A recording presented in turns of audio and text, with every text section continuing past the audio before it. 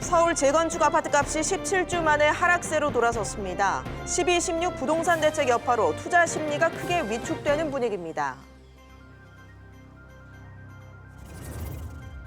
르노 삼성차 노조가 임금 인상을 요구하며 기습적인 파업에 나섰습니다. 이에 회사는 무기한 직장 폐쇄로 맞대응하면서 르노 삼성차 노사가 강대강 대치를 이어가고 있습니다. 국회가 이른바 데이터 3법을 비롯한 민생법안 198건을 처리했습니다. 하지만 인터넷은행 특례법과 금융소비자보호법 등은 처리가 불발됐습니다. 세계 최대 가전전시회인 CES가 폐막을 앞두고 있습니다. 도심항공 모빌리티와 인공지능 로봇, 차세대 TV 등 CES의 주인공들과 IT 전자산업의 미래 짚어봅니다.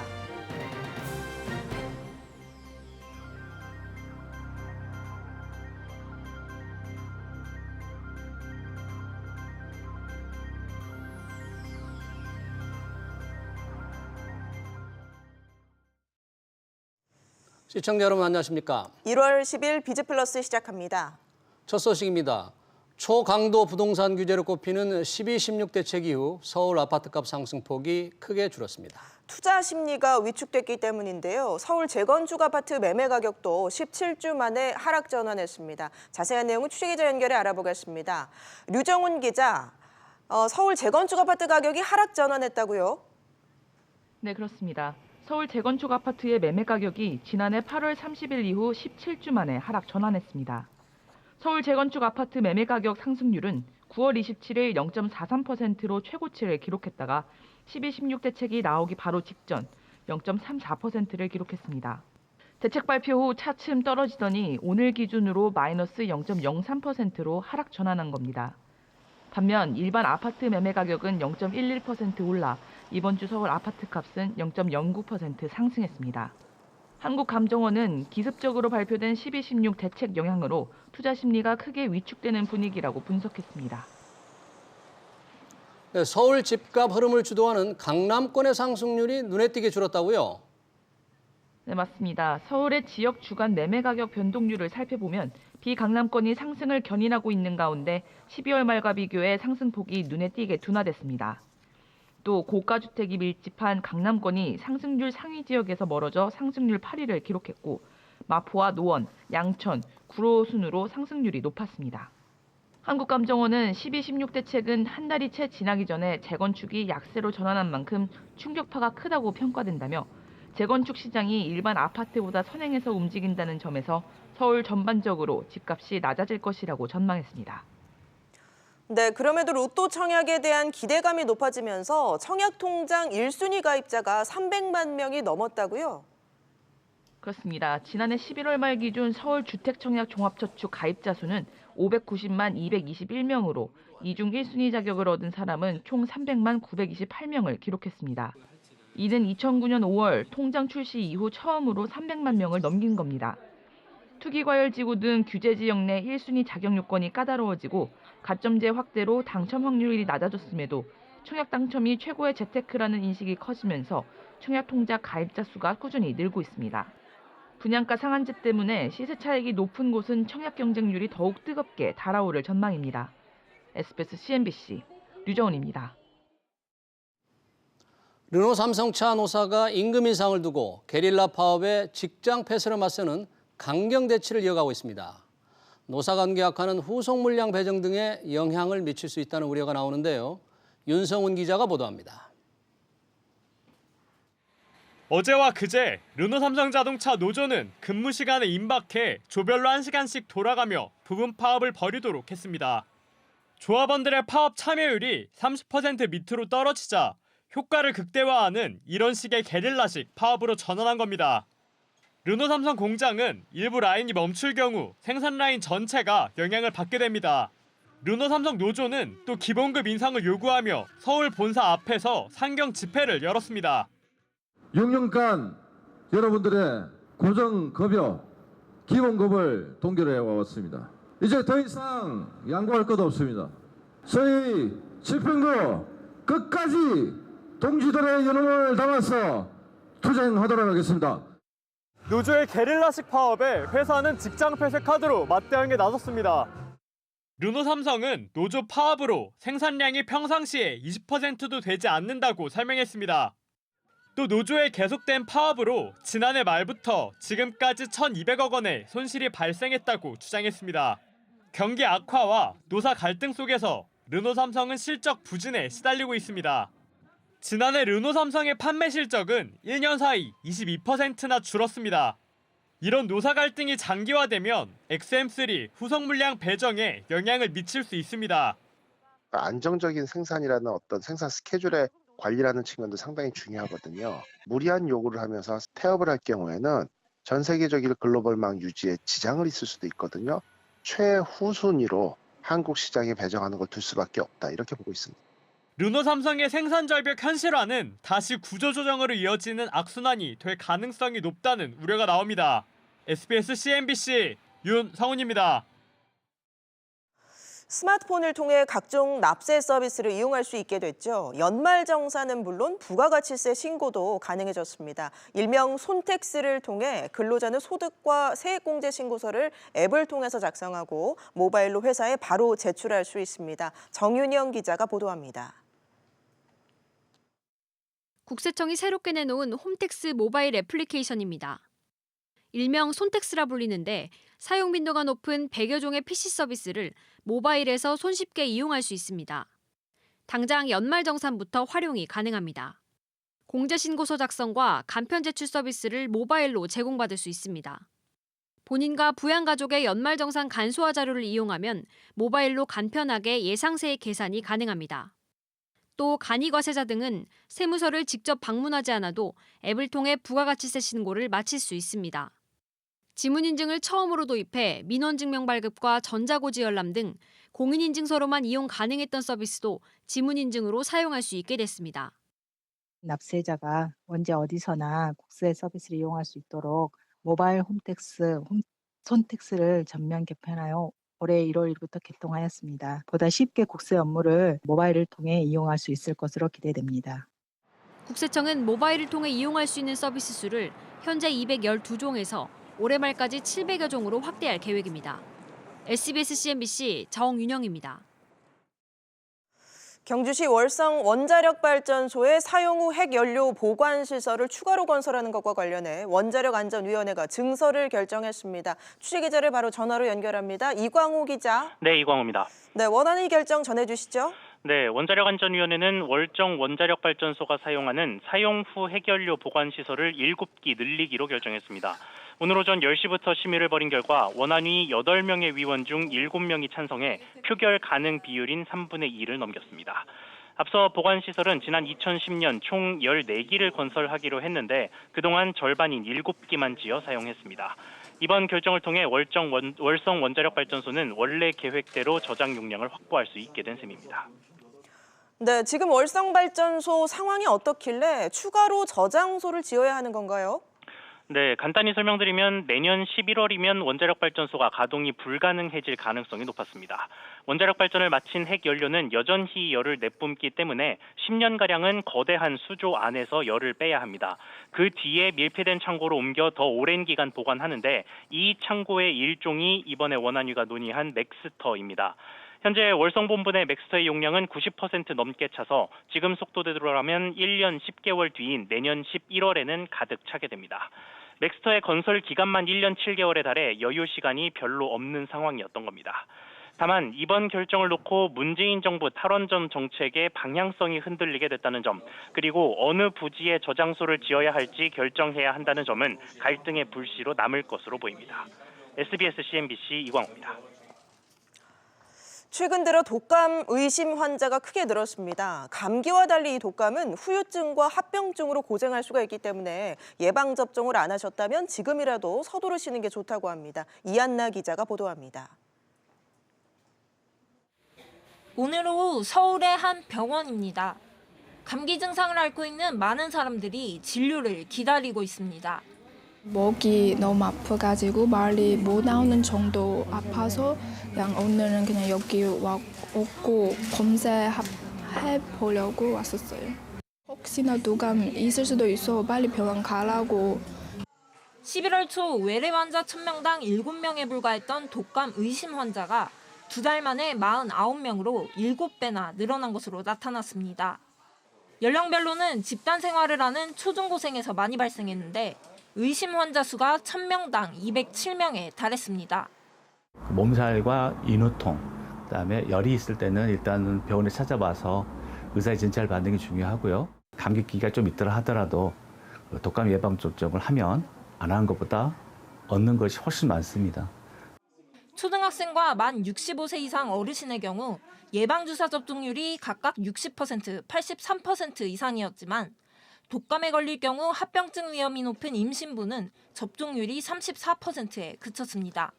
질병관리본부 관계자는 임신부들이 태아에게 좋지 않은 영향을 줄까봐 예방접종을 기피하는데 임신부가 예방접종 주사를 맞아도 전혀 문제가 없다고 말했습니다. SBS CNBC 이한나입니다. 우리 철강 산업은 수요 부진과 보호무역 등으로 어려운 경영 환경에 놓여 있습니다. 철강 업계가 새해를 맞아서 한자리에 모여 위기 극복을 위한 협력을 다짐했습니다. 철강업계 신년 인사회가 열린 현장에 나가 있는 취재기자를 연결해 보겠습니다. 최나리 기자, 이 철강업계 신년 행사가 지금 열리고 있다고요? 네, 철강업계 신년 인사회가 조금 전부터 열리고 있습니다. 정승일 산업통상자원부 차관과 한국철강협회장을 맡고 있는 최정우 포스코 회장을 비롯해 철강업계 최고 경영자 등 150여 명이 참석했습니다. 대기업과 중견 중소기업 간 상생 협력을 통해 시장 경쟁력을 키우자는 뜻도 모았고요. 업계는 이번 자리를 통해 인공지능을 활용한 산업의 지능화를 강조했습니다. 네, 조만간 이 철강 업계도 지난해 실적을 발표할 텐데 전망이 그리 좋지 않죠. 최근 내수와 수출 등에서 부진을 겪으며 어려움을 겪고 있기 때문입니다. 지난해 철강 수출액은 311억 달러로 전년보다 8.5% 줄었습니다. 올해 역시 세계 철강 수요 둔화와 국내 전방 산업 부진 등으로 철강 산업 여건이 좋지 않을 것으로 보입니다. 이에 대해 정승일 차관은 업계와 정부가 협업과 상생의 자세로 새로운 경쟁력을 키워야 한다고 강조했습니다. 어제 문 대통령이 새해 첫 기업 현장으로 경북 포항의 포스코 스마트 공장을 찾았는데요. 정부는 선도기업이 4차 산업의 핵심 기술의 경험과 노하우를 중소 중견기업에 전수하고 중소 중견기업은 공동 투자를 하는 등 산업 지능화 협력 체계 구축을 적극 지원할 방침입니다. 최성우 포스코 회장은 중소 중견기업과 함께 산업의 지능화를 추진하겠다고 약속했습니다. 또 소재 부품 자립화를 위한 협력 모델을 구축해 저성장을 극복해 나가겠다고 약속했습니다. 지금까지 포스코 센터에서 SBS CNBC 최나리입니다.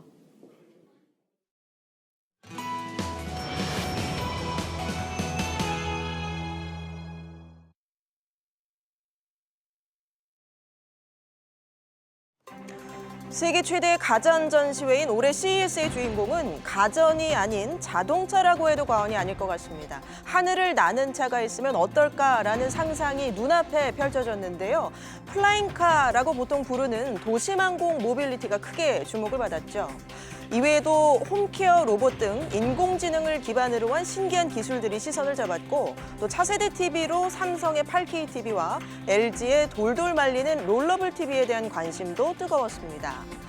CES란 이 소비자 가전쇼의 약자로 지난 1967년부터 매년 초 미국 라스베이거스에서 열려왔는데요. 과거에는 이 이름처럼 TV나 세탁기 같은 가전제품 위주였는데 2000년대 초반부터는 정보통신 기술이 발달하면서 앞서 보신 것처럼 가전뿐 아니라 통신, 또 자동차 업종 등 이 업종의 경계를 허문 IT 전시회로 발돋움하고 있습니다. 상상을 현실화한 신기술의 향연, CES 현장 이야기 오늘 집중진단에서 전해드립니다.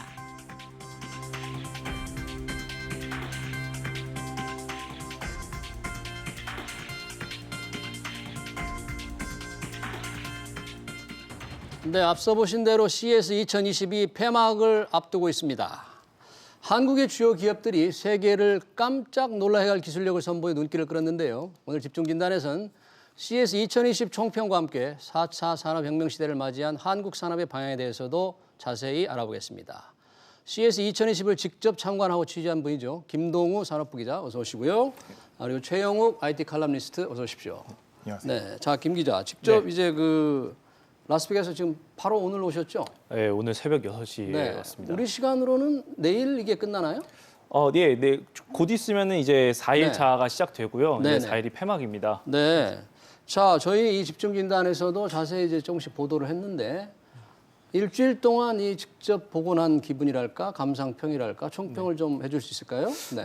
이번 CES의 가장 큰 특징 중 네. 하나는 업종 간 경계가 허물어진다는 겁니다. 네. 쉽게 말해서 TV 회사가 더 이상 TV만 전시하지는 않는다는 겁니다. 네.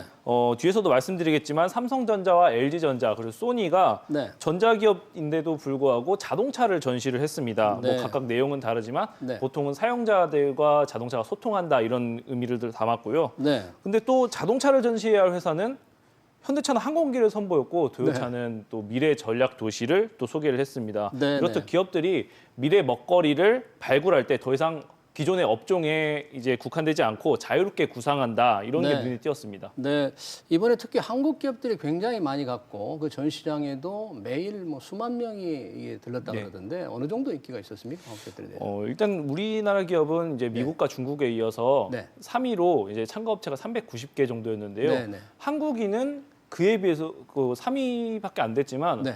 관람객들 중에 한국인들이 굉장히 많았습니다. 네, 계속 네. 지나가면은 계속 한국어가 들릴 정도로 네. 거의 이게 뭐 미국인가 한국인가 한국에서 싶기도 왔는지 잘 하고. 모를 정도로? 네. 그럴 정도였는데요. 네. 역시 가장 인기가 있었던 거는 네. 삼성전자랑 LG전자였습니다. 네, 네, 네. 그 중에서 가장 뭐 인기가 있었던 거는 삼성전자의 볼리라는 로봇인데요. 네. 볼리는 쉽게 말해서 동반자 로봇입니다. 쉽게 네네. 말해서 가정용 로봇 비서라고 생각하시면 되겠는데요. 그러면 김 기자, 네. 우선 김 기자가 일주일 동안 본 중에서 차례대로 만약에 네. 이 안 본 사람을 위해서 최고의 기술이다. 워낙 기술이 많고 신제품이 많이 나왔기 때문에 베스트를 선정하기 쉽지 않지만 베스트 3, 탑 3를 뽑는다면 차례대로 좀 설명을 해주실까요? 저는 기술에서만 보지 않고 이게 어떻게 저희 인간의 네. 삶을 바꿀까에 좀 초점을 맞추고 싶은데요. 네. 그런 면에서 보면은 방금 말씀드렸던 볼리가 좀 대표적입니다. 볼리를 넘버원? 네. 네. 이제 볼리가 네. 기존에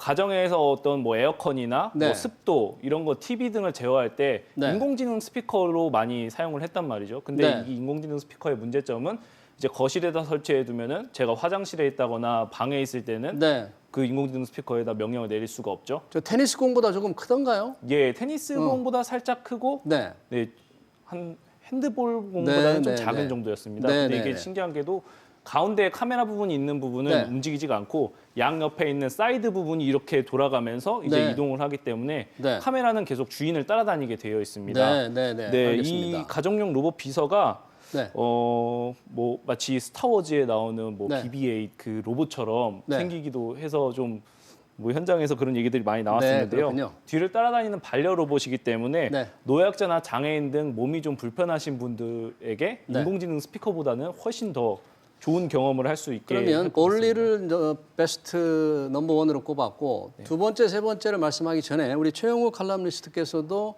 지금 이쪽 국내에서 좀 계시면서 지켜봤잖아요. 예, 예. 전체적인 총평을 어떻게 봤습니까? 일단 그 앞서 그 CS 다녀오신 네. 기자님과 네. 그 동일한 의견인데요. 일단 업종 간 경계는 무너지고 네, 그건 있고요. 비슷한 거다. 특히 그 CES가 과거에는 가전을 네. 중심으로 한 전시회였다라고 하면 최근 몇 년 새에 그 모빌리티나 아니면 인공지능 알겠습니다. 예, 이런 쪽으로 확장이 네. 되면서 아무래도 조금 그 지금보다는 그 네. 과거보다는 지금은 이제 종합가전 전시회로 네. 좀 탈바꿈하고 있는. 이 지금 우리 그 김동우 기자가 볼리를 이제 네네. 이번 선보이기에서 넘버원으로 뽑았는데 볼리를 보고 어떤 느낌을 받았습니까? 사실 볼리 같은 경우는 네. 김현석 사장이 기조연설을 했었을 때 네. 그 사용자의 경험을 굉장히 중요시했는데 네. 그런 부분에 가장 부각하는 그 부합하는 사용자의 경험. 네. 부합하는 로봇이 아닌가라고 네. 생각을 하고 있고요. 과거에는 아무래도 그 전자 업체들이 기술 과시형을 네. 전시를 했다라고 하면 네. 볼리 같은 경우는 사용자 친화형 쪽으로 네. 예, 보셨으면 좋겠습니다. 알겠습니다. 김 기자, 자, 네. 볼리를 넘버원으로 꼽으셨고 또 두 번째는 어떤 걸 꼽을 수 있겠습니까? 저는 이 기술을 처음 네. 보고는 굉장히 혁신적이다라고 생각했던 제품이었는데 뭔가요? 네. LG전자의 싱큐핏이라는 제품이었습니다. 싱큐핏. 네. 근데 이게 제품이라고 말하기에는 좀 그런 게 네. 이게 하드웨어가 아니고 소프트웨어거든요. 네. 전방에 있는 카메라 하나가 있고 측면에 있는 카메라 한 대가 있는데 네. 제가 그 앞에 5초간 서 있으면은 네. 제 키부터 이제 신체 치수들을 다 파악해서 네. 제 얼굴을 박은 아바타를 만들어 줍니다. 아, 그럼 거기에 네. 이제 네. 뭐 옷들을 직접 입혀볼 수도 있고요. 아하. 그리고 그 옷이 마음에 들면 구매까지 이어질 수가 있는데 네. 신기하게도 긴팔 옷을 입고 있으면 제가 액정을 이렇게 올리면은 네. 소매가 이렇게 걷어진다든지 이런 식으로 제 핏을 좀 상상뿐만 아니라 또 제가 직접 입어볼 필요 없이 제 네. 핏을 액정으로 확인해 볼 수 있었다는 거죠. 네네. 네, 저희가 보통 외출을 하기 전에 네. 이 옷을 입거나 뭐 저 옷을 입거나 뭐 어떨까 하면서 계속 막 갈아입는 경우가 있는데 네. 이제 이런 기술이 이제 집안에 들어오게 되면은 그런 번거로움도 사라지고 또 네. 매장에 직접 가서 스몰 사이즈를 입을지 미디움을 입을지 계속 바꿔보지 않고 그냥 선택만 네. 하면 된다는 겁니다. 지금 우리 김 기자가 LG전자 이제 싱크핏을 얘기했는데 그 싱크핏에 적용된 기술이 그러면 뭐 우리가 만약 5G 기술인가요? 어떤 아니요, 기술이요? 5G 기술은 아직까지는 뭐 적용이 안 돼 있는 부분이고요. 아무래도 이제 뭐 카메라를 통한 비전 컴퓨팅 기술이 네. 그 적용이 돼서 네. 사람의 신체 형태를 일단은 그 측정을 하고요. 네. 거기에 맞게끔 뭐 해주셨던 것처럼 네. 옷이나 아니면 여러 가지 것들을 이제 대입을 해서 네. 좀 더 편한 어떤 그 네, 가치를 창출할 수 있는 그런 제품이라고 보시면 되겠습니다. 네, 알겠습니다. 자, 김 기자. 네. 삼성의 볼리, LG의 싱크핏에 이어서 세 번째로 꼽는다면 어떤 걸 꼽았습니까? CS가 아무래도 가전 전시회이기 때문에 네. TV를 빼놓고는 말씀을 드리기가 그렇죠. 좀 어려울 것 네. 같은데요. 이제 TV 시장이 이제 점점 더 뭐 8K 이렇게까지 커지고 있는데 네. 이 두께나 뭐 이런 부분도 굉장히 좀 달라졌거든요. 네네. 특히 삼성전자는 테두리라고 하죠. 베젤리스. 네. 근데 뭐 베젤이 외신들에 따르면은 외신들은 좀 한 1mm 정도 있다. 그래서 네. 완전한 베젤리스는 아니다. 네네. 그러니까 또 삼성전자에서는 베젤리스라고 한 적 없고 인피니티 디자인이다. 좀 무한 TV가 좀 무한정으로 좀 크게 나올 수 있게. 그 베젤이 없으면 스크린 전체 기계에서 뭐 한 몇 퍼센트 차지할까요? 거의 99%라고 99%. 보시면 네. 될 것 같습니다. 네네. 콘텐츠에 몰입하기가 굉장히 좋더라고요. 네, 이제 네. 액자가 없다 보니까요. 네네. 네, 삼성전자는 이처럼 테두리가 없는 TV를 선보였고 네. LG전자는 이제 올레드 TV 기술이 네. 이제 백라이트가 없이 이제 네, 자발광 그렇죠. 기술이기 때문에 두께를 네. 혁신적으로 좀 줄일 수가 있습니다. 네, 그렇다 네. 보니까 이제 벽걸이 TV가 아니라 벽에 심는다고 할까요? 거의 이제 벽과 일체되게 두께가 워낙 얇다 보니까요. 그런 네. TV들을 선보였습니다. 네. 네, 벽 밀착 TV라고 하더라고요. LG는 뭐 위에서 이렇게 내려오는 돌돌 말렸다 내려오는 TV를 보였다는데. 네, 지난해에는 이제 CES 2019에서 네. 롤러블 TV 아래에서 위로 올라오는 올라오는 거. 거였는데 네. 이번에는 네. 위에서 아래로 내려오는 롤 다운 TV를 선보였습니다. 롤 다운 TV. 네. 네, 네. 그렇군요. 이제 이게 근데 그렇게 LG전자에 따르면 그렇게 혁신적인 건 아니고 이제 아래에서 위로 올라오는 게 중력을 거스르는 거다 네. 보니까 이게 조금 더 어려운 기술이다 이런 취지로 네. 발언을 하더라고요. 대신에 네. 롤다운 TV는 이제 벽걸이 TV로도 사용할 수 있으니까요. 네. 조금 더 사용자들한테 편리하게 네. 네, 눈의 피로도를 줄이면서 볼 수 있게 할 것 같습니다. 아, 그렇군요. 우리 지금 김 기자가 지금 국내 기업 위주로 세 가지의 탑3 기술을 뽑았는데 예. 우리 최영 칼럼니스트께서는 그러면 국내 기업 말고 사실 예. CES 2020 뭐 세계 기업들이 다 오는 데니까 그렇죠. 예. 세계 외국 기업들이 이번에 선보인 기술 중에서 탑3를 뽑으신다면 어떻게 뽑으시겠습니까? 일단 뭐 제일 첫 번째는 네. 그 전시회 후반부의 기조연설을 통해서 이제 공개가 된 네. 그 퀴비라는 그 스트리밍 플랫폼. 아, 스트리밍 플랫폼. 네, 스트리밍 플랫폼인데 네. 기존에 이제 뭐 알고 계시는 뭐 네. 틱톡 같은 스트리밍 플랫폼보다는 네. 10분 내외의 동영상을 이제 보여줄 수 있는. 그러니까 이거는 짧게 하는군요. 예, 굉장히 그렇죠? 짧은 그 Z 세대들을 타겟으로 한 굉장히 네. 짧은 그 영상을 송출할 수 있는, 그러니까 그런 이제 플랫폼을 그 공개를 했고요. 네, 네. 아무래도 나오네요. 이슈가 되는 부분이 있다라고 네. 하면 이 회사의 그 파운더가 네. 이전에 드림웍스 그 창업을 했던 그 카젠버거가 직접 창업을 했고 드림웍스 그 슈렉하고 예, 쿵푸 팬더 맞습니다. 그 영화 예, 그죠? 맞습니다. 네. 아. 그러니까 뭐 그러다 보니까 아무래도 네. 이제 뭐 명성도 워낙 있고 하다 네. 보니까 뭐 아직까지 상용 서비스가 4월에 이제 시작이 된다고 하는데 네. 이미 뭐 한국 한화로 따졌을 때 1조가 넘는 돈을 투자를 네. 받았고요. 아, 뭐 그렇군요. 광고 쪽으로도 이미 1,000억이 넘는 돈을 이미 수주를 했다라고. 이미 1조면 10만 불 이상을 투자를 예. 받았다는 거죠? 네네네. 아, 첨단 기술에 투자하는 게 예, 10억 많군요. 달러 이상 지금 뭐 10억, 이미 네, 예. 아 그렇군요. 10억 불 이상. 또 어떤 기업을 우리 탑3에 뽑을 수 있겠을까요? 두 번째라고 하면은 아무래도 네. 이번에 가장 이슈가 됐던 그 소니라고 말씀드릴 수가 소니. 예. 네. 저희도 잠깐 소개를 했었는데 여기서. 네. 네네. 전자 회사임에도 불구하고 네. 이번에 컨셉카 비전S라는 컨셉카를 그 공개를 했는데요. 물론 네. 이제 소니가 자체적으로 뭐 차량의 플랫폼이나 모든 걸 만드는 건 자동차 아니지만 회사는 아닌데. 예, 그렇죠? 그 안에 들어간 여러 가지 그 본인들이 갖고 있는 자율주행 센서들, 그 네. 라이다들 네, 이런 네. 부분들을 이제 결합을 시켜서 네. 본인들도 충분히 자율주행차에 공헌을 하고 있으면서도 또 완성차를 만들 수 있다라는 가능성을 보여준 사실 이 사람들이 소니를 너무 오랫동안 잊고 있었어요. 굉장히 그렇죠. 많이 잊고 갑작스럽게 저런 자율주행차를 내놓아가지고 가장 서프라이즈하다는 평가도 있더라고요. 굉장히 게임기 PS5를 공개하고 뒷부분에 가장 마지막에 굉장히 짧게 공개를 했음에도 불구하고 굉장히 큰 서프라이즈를 일으켰던 그 요소 중에 하나였습니다. 혹시 김동우 기자는 소니의 그 운전석에 가서 좀 이번에 그 비전에서 좀 타 보셨습니까? 어떻습니까? 아쉽게도 그 비전에서는 타보진 못했습니다. 네, 관람객들이 너무 이렇게 너무 많아가지고 네. 사실 이번이 그 가장 놀랄만한 이 신기술이라는 것 중에 하나로 이제 소니에 이걸 꼽았는데 뭐 또 두 개를 지금 꼽아주셨잖아요. 퀴비와 비전 S 또 하나를 좀 들어주신다면 마지막으로는 아무래도 그 도요타라는 자동차 회사가 그 일본 내 스마트 시티를 건설을 하겠다. 사실 아까 처음에 말씀드렸던 것처럼 이제 업종 간의 파괴라고 할 수 있는데요. 도요타가 본인들이 후지산 중턱에 우분 시트라고 하는 그 스마트 시트를 직접 설계를 하고 건설을 할 예정이고요. 그 안은 아무래도 공간과 인간을 연결해주는 인공지능도 들어가고 도요타가 이전에 제시했던 이 팔렛이라는 그 자율주행차까지 안에서 이제 운행을 할 수 있게끔 설계가 된 차세대 그 스마트 시티라고 할 수 있겠습니다. 자, 세 가지를 꼽아주셨어요. 우리 최영욱 칼럼니스트께서 퀴비, 비전 S, 도요타의 우분 시티. 김 기자님, 도요타의 우분 시티를 지금 우리 최영욱 칼럼니스트가 얘기를 했는데 도요타와 현대자동차는 평생의 라이벌이잖아요. 이번에 사실 현대차도 저희가 잠깐 소개를 했었는데 도심항공 모빌리티로서 상당히 참가자들의 많은 관심을 끌었어요. 실제로 보니까 설명을 들어보니까 어떻던가요? 일단 그 항공기 자체가 저는 처음에 기조연설에서 정의선 수석 부회장이 공개를 했을 때 축소된 모형을 처음에 공개했었거든요. 그래서 컨셉트 가요죠.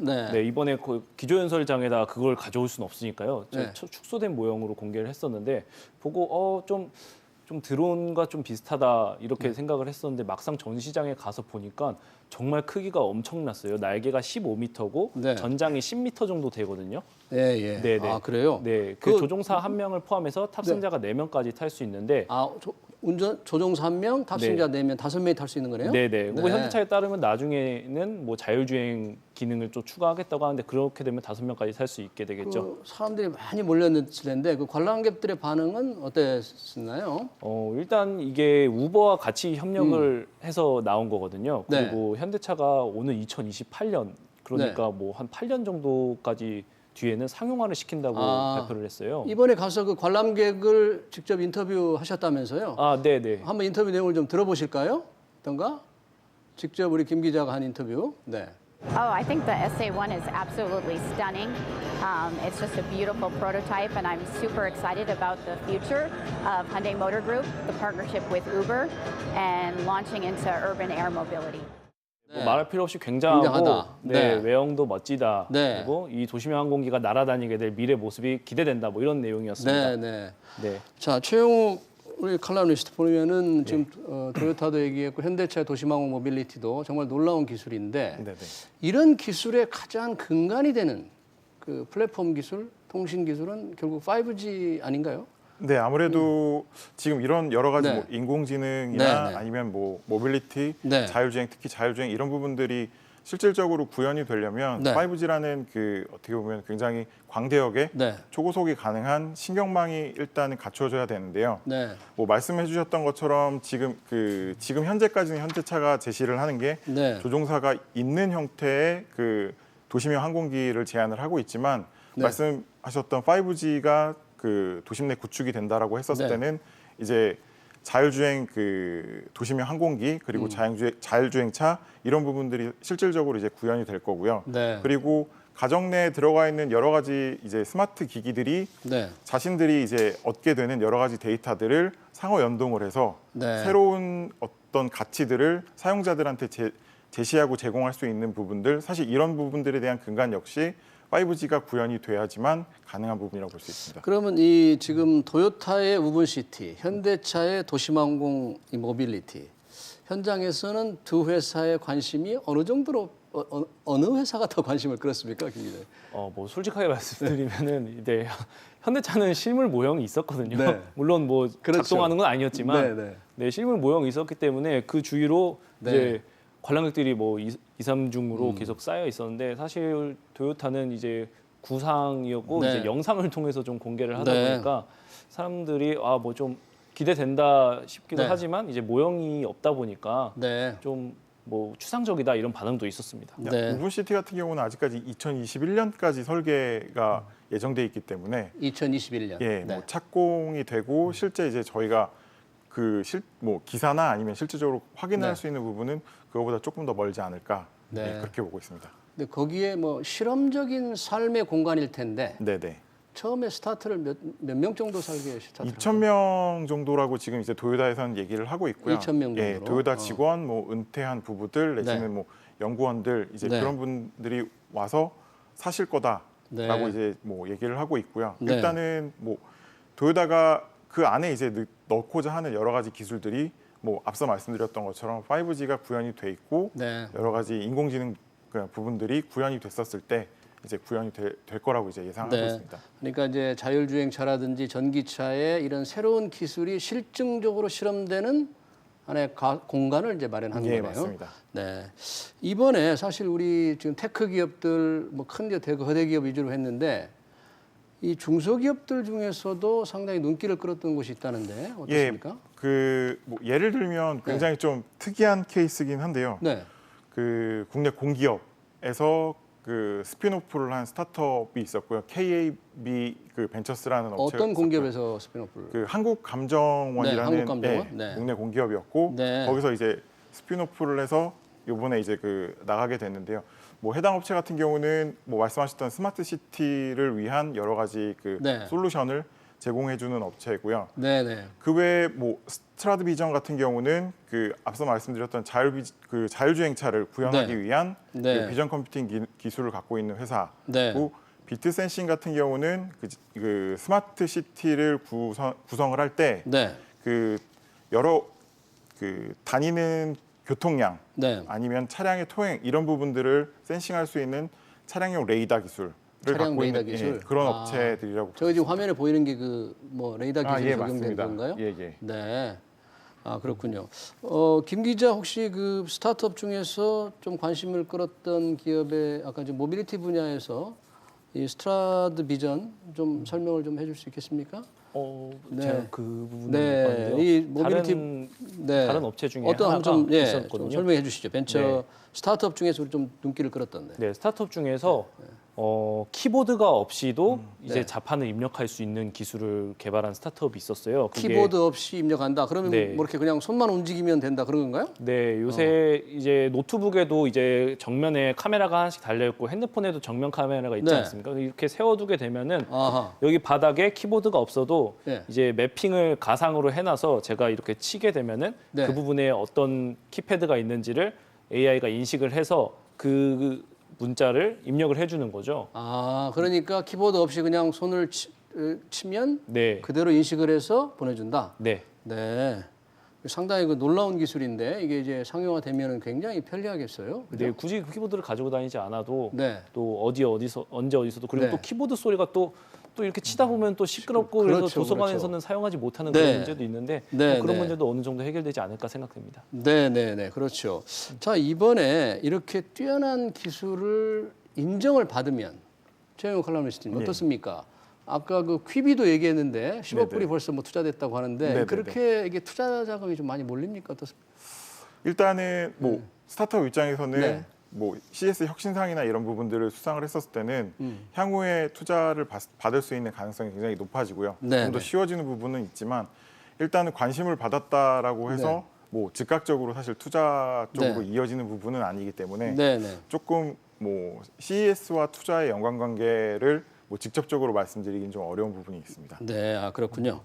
자, 우리 김 기자님, 이번 우리 행사에 우리나라 기업들도 굉장히 많이 갔고 또 정부 관계자들도 전례 없이 좀 많이 갔잖아요. 이렇게 CEO들, 정부 관계자들, 고위 관계자들이 이 발길을 라스베가스로 돌리는 이후 이 좀 주목을 끄는 거죠. 전에 비해서 훨씬 더 많아진 것 같아요. 어떻습니까? 네, 정부 부처 관계자 그러니까 장관이죠. 장관이 CS에 방문한 게 16년 만이라고 하더라고요. 그래요? 네, 네. 이번에 성윤모 산업통상자원부 장관이 네. CS를 방문을 했는데 네.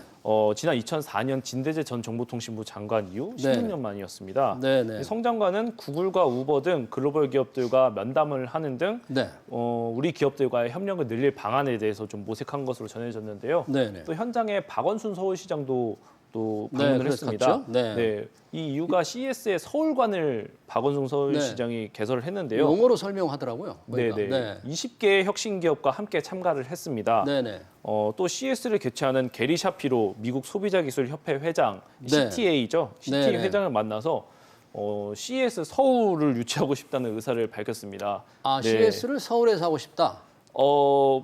예, 그런 셈이죠. 네. 지금 현재 CES가 라스베이거스에서 이제 본행사를 하고, 당연하죠. 예, 네. 이제 중국 상하이에서 CS 아시아라는 별도의 행사를 하는데 네. 이런 것과 또 다르게 또 CS 서울을 또 한번 진행해 보고 싶다. 자매 박람회 정도를 자그맣게 한번 해보고 싶다. 그런 네, 거죠. 네. 근데 박 시장의 이런 CS 서울 구상에 대해서 게리 네. 샤피로 회장이 긍정적으로 생각한다는 답변을 한 것으로 전해졌는데요. 네, 네. 제 주변 지인들이 이 전시 업계에 같이 근무를 하고 네. 있는데 라스베가스에서도 하고 네. 또 이 서울에서 또 해야 되냐 이런 아하, 굉장히 네, 네. 뭐 라스베가스 워낙 역사가 오래됐기 때문에 네, 뭐 네. 요청한다고 바로 되지는 않겠죠. 네, 네. 뭐 사실 지난해에는 이제 CES에서 워낙 또 혁신적인 제품들이 많이 공개가 네. 되다 보니까 그때 문재인 대통령께서 그때 네. CES 한국판 CES를 해보는 거 어떻겠냐 해서 그때 DDP에서 한번 열렸던 기억도 있긴 합니다. 네, 열렸는데 뭐 관람객이 많지는 않았어요. 네, 그죠? 네. 네. 그렇죠. 이게 뭐 의욕만으로는 되는 건 아니고 이제 기술력 있는 기업들이 전 세계 기업들이 다 와야 되니까 네. 희망대로 되기는 쉽지 않겠죠. 자, 우리가 이 지금 CES 2020을 결산을 하면서 이제 4차 산업혁명 시대에 이미 접어들었는데 예. 이 한국 기업들의 준비 상황, 뭐 첨단 기술 이런 건 다 굉장히 놀라움을 이제 금치 못할 정도인데 한국 기업들의 4차 산업혁명 시대의 준비 상황을 우리 최영욱 칼럼니스트는 이제 어떻게 평가를 합니까? 일단 기본적으로 삼성전자나 LG전자 네. 같은 그 전자기업들 같은 경우는 네. 뭐 규모의 경제에 의해서 본인들이 네. 갖고 있는 여러 가지 기술들이 있기 때문에 네. 차근차근히 사실 잘 준비를 하고 있고요. 네. 뭐 그에 비해서 그 나머지 중소기업이나 이제 다른 업체들 같은 경우는 네. 그 국내 규제나 여러 가지 좀 그 발전할 수 없을 허들들 네. 때문에 네. 좀 준비가 좀 어려운 게 아닌가 사실 그렇게 보고 있고요. 특히나 그 인공지능을 봤었을 때는 네.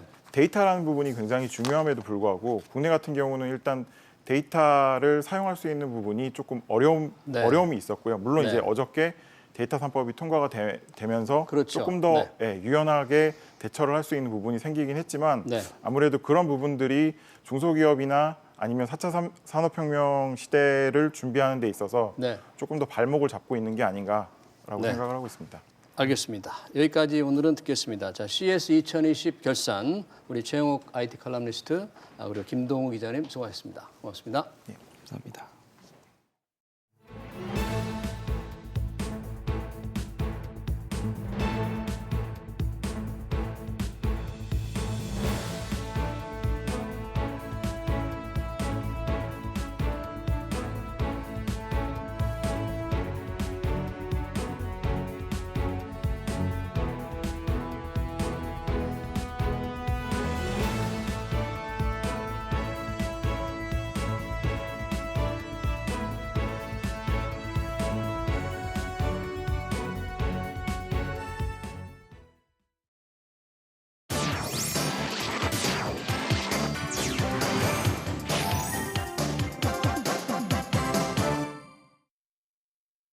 취재 기자들과 함께 오늘의 핫 이슈들을 체크해 보겠습니다. 먼저 국회로 가봅니다. 논란이 됐던 데이터 3법이 마침내 국회 문턱을 넘었지만 금융소비자보호법 등은 불발됐습니다. 희비가 엇갈린 민생 법안들 장지현 기자와 함께 짚어보겠습니다. 장 기자, 우선 인터넷은행법 본회의에 상정조차 안 됐다고요? 네, 인터넷은행법 개정안은 최입의 바른미래당 의원과 이철희 더불어민주당 의원의 반대로 국제법제사법위원회 문턱을 넘지 못했습니다.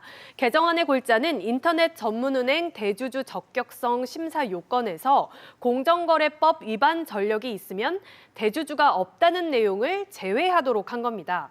이 법안이 통과되면 인터넷 전문은행 진입 문턱이 낮아질 낮아지는 것뿐만이 아니라 당장 KT가 K뱅크 일대 주주로 올라서기 위한 증자 문제에도 숨통이 트이게 됩니다. 예, 그럼 현행법으로 보면 KT가 이 K뱅크의 대주주 요건이 안 된다는 거죠? 네, KT는 2016년 지하철 광고 IT 시스템 입찰 담합으로 공정거래법을 위반해 7천만 원의 벌금형을 확정받았고요. 현재도 공공기관 입찰에서 다른 통신사들과 담합한 혐의로 검찰에 고발된 상태입니다. 당초 KT는 지난해 초부터 5,900억 원 규모의 유상증자를 통해 K뱅크 지분을 34%까지 늘릴 계획이었지만 공정거래법 위반으로 이게 계속 연기가 됐습니다. K뱅크도 충분한 자금 없이 계속 대출을 하다 보니까 이 재무 건전성 지표인 BIS 비율이 악화됐는데 때문에 KT의 출자가 꼭 필요한 상황입니다.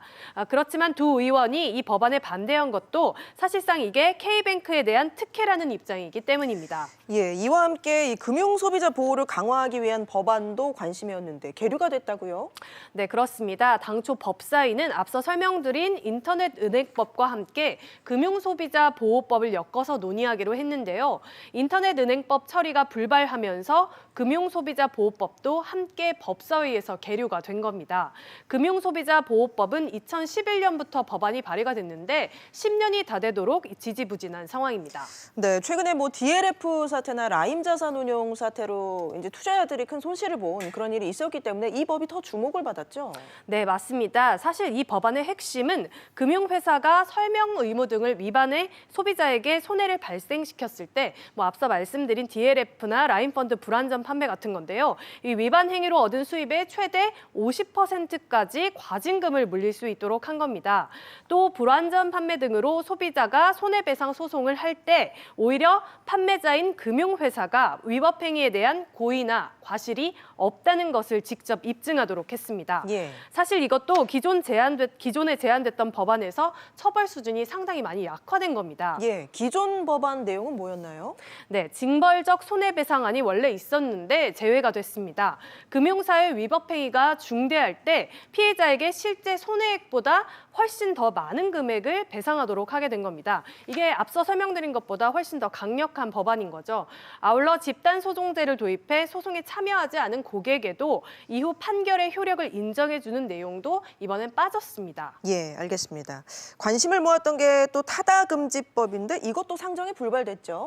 네, 플랫폼 업체와 택시업계 등 이해관계자들의 의견이 첨예하게 엇갈리고 있고 앞으로 4월 총선이 남아있어서 이 정치권이 향후 타다금지법 개정안 논의에 적극적으로 나설지는 여전히 미지수입니다. 또 타다의 위법성 법정 공방이 다음 주 중 재판부에서 결론 날 것으로 보이게 됩니다. 알겠습니다. 처리가 안 된 법안들을 짚어봤는데 반면에 통과된 민생 법안들은 어떤 게 있습니까? 네, 사실 여야 쟁점이 크지 않았던 민생 법안들은 대부분 통과가 됐습니다. 아무래도 연금에 많이 관심을 가지실 텐데요. 이 연금 3법이 통과되면서 월 최대 30만 원씩 기초연금을 받는 노인들이 기존에는 162만 5천 명이었는데 325만 명으로 늘어나게 됩니다. 현재는 대상자 가운데 소득 하위 20%에게만 줬는데 올해는 40%, 내년에는 70%까지 확대가 되기 때문입니다. 또 저소득 중증 장애인에 대한 연금 지원도 늘어나는데요. 월 최대 30만 원을 받는 장애인이 이달부터는 16,000명 더 늘어나게 됩니다. 예, 또 소상공인들의 수건이었던 법안도 통과가 됐다고요? 네, 말씀 주신 법안이 소상공인 기본법인데요. 그간 흩어져 있었던 소상공인 관련 정책을 총괄하는 그런 법률입니다. 우선 정부는 3년마다 소상공인에 대한 보호와 지원, 그리고 전통시장과 상점가 육성 등의 내용을 담은 소상공인 지원 기본계획을 수립하고 이 정책 이행을 위해서 소상공인 정책심의회를 설치해야 합니다. 아울러 소상공인이 경영상 어려움을 겪게 되면 정부가 자금을 지원하고 국민연금법에 따라서 고용보험료와 산업재해 보험료 그리고 연금보험료 일부도 지원할 수 있습니다. 알겠습니다. 장지연 기자 잘 들었습니다. 대한무역투자진흥공사 코트라가 직무 난이도나 책임 정도에 따라서 급여를 달리주는 직무급제를 도입합니다. 50년 넘게 유지해온 호봉제를 없애는 건데요. 직원이 1,000명이 넘는 이런 대형 공공기관에서 직무급제를 도입하는 건 처음입니다. 앞으로 여파가 클 것 같은데요. 정광윤 기자와 함께 짚어보겠습니다. 정 기자, 네. 코트라 노조가 호봉제 폐지 또 직무급제 도입 안건을 가결을 했는데 비교적 찬성률이 높았다고요? 네, 그렇습니다. 노사 합의 안건으로 내놓은 직무급제 안건이 79% 찬성으로 가결됐는데요. 이번 달 말 코트라 이사회에서 급여체계 변경안을 의결하면 상반기 안에 시행될 예정입니다. 예, 그럼 급여체계가 어떻게 바뀌는 건가요? 네, 능력에 상관없이 오래 근무하면 자연스럽게 임금이 오르는 호봉제 시스템이 폐지됩니다. 대신 일의 난이도나 중요성, 책임 범위 등에 따라 역할을 4개로 나눈 뒤 연차를 고려해 16등급으로 세분화하기로 했는데요. 이 등급에 따라 급여를 차등 지급하겠다는 겁니다. 예를 들어 해외 시장을 개척하거나 기업의 지원 요청이 많은 무역관 근무자는 높은 등급과 많은 급여를 받게 되는데요. 직원은 최대 1.3배, 부장 이상 간부는 최대 2배까지 성과급 차이가 날 수 있습니다. 예, 민간 기업이 아닌 공공기관에서 이런 급여 체계를 도입했다는 게 참 이례적인데 이렇게 되면 다른 공공기관들에게도 영향을 줄 것 같은데요. 네, 앞서 직무급제를 도입한 공공기관이 없었던 것은 아닙니다. 석유관리원과 새만금 개발공사, 산림복지진흥원 등이 지난해 직무급제를 도입했었는데요. 예. 이 기관들은 직원 수가 많지 않거나 설립한 지 오래되지 않아 파장이 크지는 않았습니다. 그런데 코트라는 직원이 1,000명이 넘는 대형 공공기관인데다 설립한 지 40년이 넘은 공공기관 중 처음으로 직무급제를 도입했다는 점에서 다른 공공기관에 미치는 영향이 상당할 것으로 관측됩니다. 예, 정부가 지난해에도 이 직무급제 확대를 강조했던 것 같은데 실제로 도입 자체는 더디게 진행되고 있죠. 네, 그렇습니다. 지난해 기획재정부는 공공기관 직무급제 도입을 중점 과제로 선정했었는데요. 최근 고령화에 따른 정년 연장 등을 감안할 때 직무급제 도입을 비롯한 임금체계 개편이 불가피하다는 입장입니다. 하지만 노동계 반발에 별 성과를 거두지는 못했는데요. 업무나 성과에 따라 임금을 차별하는 게 자칫 임금의 하향 평준화를 초래할 수 있다는 우려가 나오고 있습니다. 때문에 한국전력 등 대형 공공기관 노조는 직무급제 도입을 반대하고 있는 상태입니다. 예, 알겠습니다. 정광윤 기자 잘 들었습니다.